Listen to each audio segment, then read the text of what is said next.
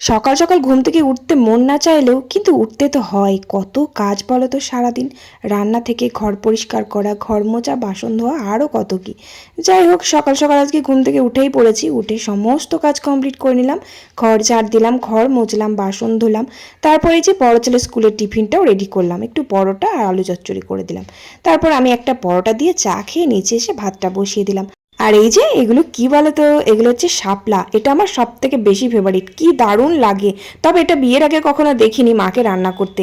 এই শ্বশুরবাড়িতে এসে এই খাওয়াটা শিখেছি। কি দারুণ টেস্টি হয় এটা কিন্তু। শাপলাগুলো বেশ ভালো করে ছাড়িয়ে নিয়ে একটু জলে সেদ্ধ করে নিয়েছি। তারপরে সর্ষে বাটা দিয়ে, কালো জিরে, তেজপাতা, শুকনো লঙ্কা, কাঁচা লঙ্কা ফোড়ন দিয়ে বেশ দারুণ করে মিষ্টি দিয়ে রান্না করলাম। শাপলাটা খেতে কিন্তু খুব দারুণ টেস্টি হয়। এভাবে আমরা মাঝে সাঝেই এরকম খাই। আর আজকে আলু পোস্ত রান্না করলাম আর একটু মুসুর ডাল রান্না করলাম। ব্যাস রান্না শেষ করে কড়াইটা মেজে কাপড় কেচে চান করে খেতে বসলাম। ভালো লাগলে লাইক করো, টাটা।